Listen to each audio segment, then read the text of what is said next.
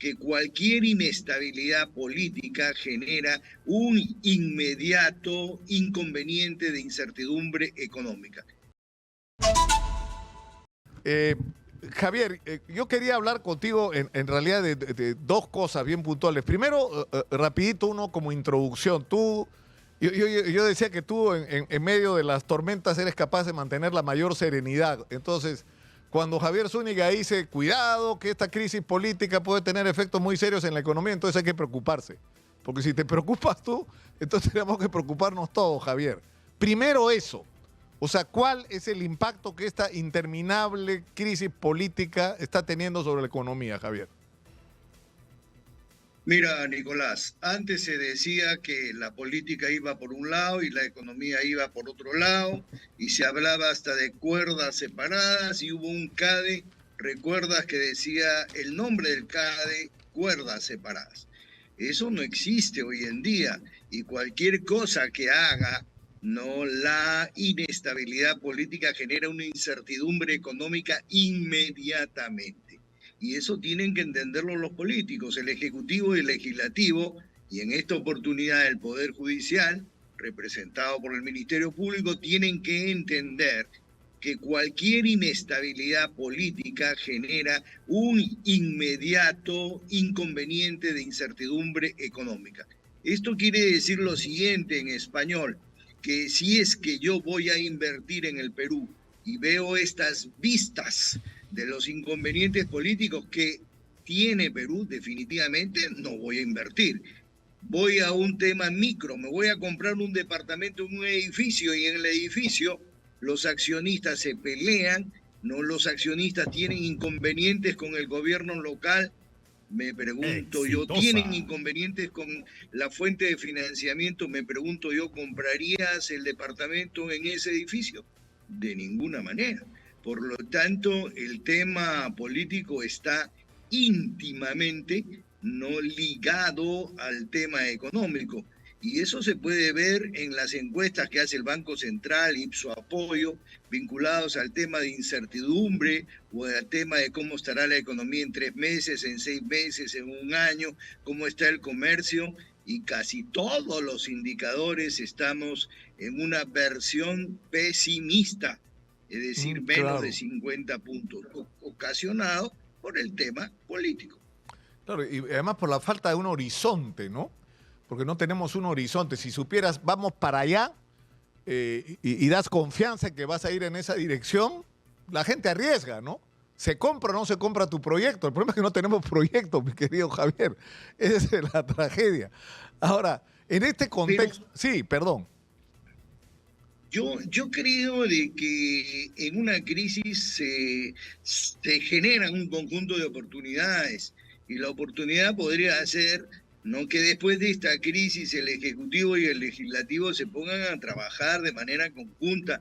Yo vengo llamándole al ministro de Economía o diciéndole, señor, usted tiene que preparar un plan de estabilidad económica para la inversión local y extranjera. Similar, si quiere similar, cópieselo de lo que hicieron en 1990.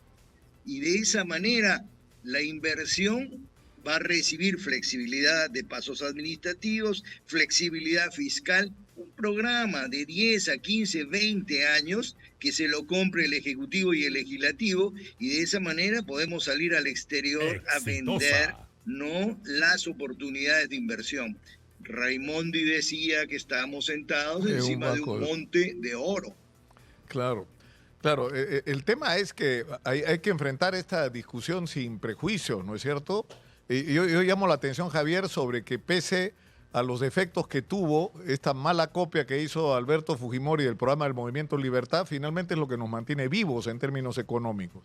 O sea, el presupuesto de la República, yo he estado haciendo números, ahora es 7 veces lo que era hace 23 años. 7 veces ha crecido el presupuesto de la República, Javier. Entonces, esto es una muestra de que esto funcionó y que pudo funcionar mucho mejor si se hubieran hecho las correcciones que requería, y si hubiéramos tenido una reforma del Estado, y si tuviéramos un plan de largo plazo para saber en qué vamos a invertir nuestro dinero, y si no hubiera habido corrupción, ¿no es cierto?, como la que nos ha carcomido estas décadas, ¿no? pero yo creo que ese es el reto, ¿no? O sea, por ejemplo, ¿cómo vamos a convencer a los inversionistas de que vengan? ¿Cuál es nuestra propuesta? ¿Cuál es el modelo peruano para el contrato minero, por ejemplo? ¿Cómo va a ser ahora? ¿No? No lo tenemos.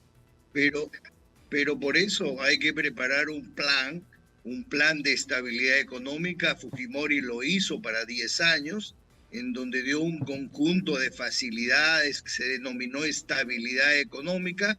Por eso que vinieron un conjunto de inversionistas, corrieron de la mano de ese seguro mega, ¿no?, que se utiliza en el Banco Mundial, en donde si hay algún inconveniente de corte político o comercial, ese seguro le devuelve el dinero a los inversionistas. Entonces hay que pensar en algo general de repente al 2030, pero llevar un plan.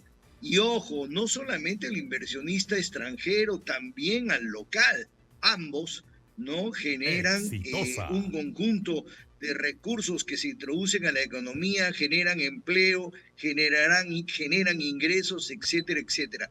Yo creo que el camino es la inversión.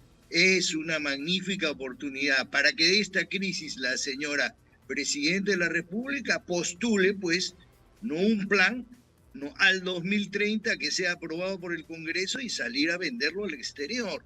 Pero hay que hacer algo de manera concreta. Pero yo no entiendo, por ejemplo, el tema del presupuesto. Mira, tenemos ¿Qué es un lo que año quería malo, preguntarte, en ¿no? donde sí, Claro, tenemos un año malo, en donde no vamos a crecer, decrecemos. Si es que estuviéramos en el sector privado, ¿cómo sería el presupuesto? Un presupuesto menor que el del año anterior. Pero aquí es el mundo al revés. Es un presupuesto 12% mayor que el del año anterior y le das más recursos al Congreso. Eso suena no a chiste, ¿no? Porque en una circunstancia en la que vivimos tienes que darle más recursos al sector educación, salud, al tema de previsión social, pobreza y al tema del fenómeno del niño y lógicamente también al tema del Ministerio Interior para la seguridad. ¿Cómo le das más al Congreso? ¿No? Y el mismo ministro de Economía lo ha dicho, ¿no?, que los congresistas en esta oportunidad han pedido, ¿no?, todo lo que podían, cuando este instrumento debió haber sido, yo creo que 2, 3, 4, 5% menor que el año pasado, para demostrar que es un Congreso serio, que es un Ejecutivo serio, pero es todo lo contrario. En la empresa privada hubiera sido menor. Claro, porque además si tú dices, es al revés. Claro, siguiendo la lógica de lo que tú dices, es decir, si lo que vas a enfrentar es un año donde las dificultades económicas van a seguir y eso se va a expresar en una reducción de la recaudación, pero a la vez tienes que activar la economía, tienes que enfrentar los efectos del fenómeno del niño y las brechas pendientes en diversos sectores, ¿no es cierto? Y vas a tener que darle atención también a programas sociales porque nos va a pegar la crisis en la situación de los servicios y el empleo. Entonces, hay que ajustar los cinturones. O sea, ¿eso qué quiere decir? Que tienes que eliminar todo lo que es superfluo, todo lo que es prescindible. O sea, yo prohibiría que regalen lapiceritos, USBs, agendas, todas las instituciones públicas. Te aseguro que ahora es un huevo de plata, Javier. Por ejemplo, tienes tremendo, o sea, el Ministerio de Educación, yo no puedo creerlo, dice que tiene como 9,000 trabajadores. En la época de José Antonio Chang no eran ni 2,000.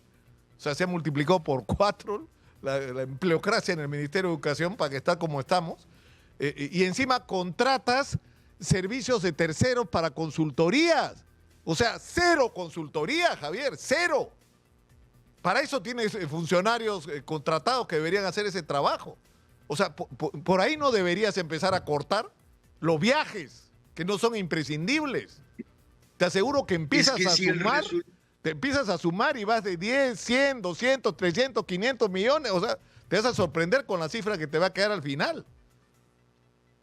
Por eso, si el resultado económico del presente año es negativo y se ve en el mundo en general, no lo digo yo, lo dice el Banco Mundial, lo dice el Fondo Monetario Internacional, donde el nivel del crecimiento del mundo va a ser menor que el del 2023, ¿no? Mi pregunta es, ¿cómo generan un instrumento llamado presupuesto en donde crece 12%? La verdad que es de locos. Esto debió haber sido por lo menos un presupuesto de menos 5% con respecto al año anterior. Claro. Pero ¿sabes qué? Creo que no les importa. No, lo que único que les importa es no generar o introducir a este instrumento mayor cantidad de recursos si no les importa cómo está la economía. El otro día... Por eso yo creo creo que de esta circunstancia política generada en el Ministerio Público, si la señora presidenta quiere tomar las riendas del liderazgo, puede hacerlo, ¿no? Y de esa manera no preocuparse definitivamente en el tema económico. La economía está haciendo agua. Los resultados no son los adecuados. No lo digo yo, lo dice el presidente del Banco Central, lo dicen casi todos los economistas. No hay economista alguno que diga que estamos bien. Al contrario, se visualiza un mal escenario para el próximo año. Claro, tengo una pregunta final, Javier. Estuvo José Luna, que es un hombre que ha participado en todos estos procesos presupuestales por años, y lo que él decía es el presupuesto está desfinanciado, la recaudación se ha caído casi el 20%. ¿Y qué va a pasar? No van a poder cumplir, decía José Luna. No, o sea que puedes aprobar este presupuesto para llegar a un momento donde no vas a tener caja para cumplir tus obligaciones, y ahí van a empezar los problemas. ¿No? Cuando compromisos que estás suscribiendo no los puedas cumplir, ¿eso va a pasar? Pues eso sería gravísimo. Es que va a pasar, porque el compromiso es que el próximo año el déficit fiscal debería de ser del 1%. Este año estamos en un nivel de 2.8%. Entonces, con un nivel de 1% vas a cortar el presupuesto definitivamente. Te estás aprobando algo que no vas a cumplir. ¿Por qué? Porque no hay recursos. No hay recursos locales vía recaudación y menos la posibilidad de endeudamiento. Un país que está en un proceso recesivo no tiene la posibilidad de salir al mercado internacional a captar recursos. Y la idea no es endeudarse. Un gusto conversar contigo, Javier, y me convenzo cuando te escucho de que tenemos economistas extraordinarios, arquitectos extraordinarios, ingenieros extraordinarios, especialistas en todo. ¿Sabes cuál es el problema, Javier? Que no participan en la toma de decisiones de este país, que es lo que deberían hacer.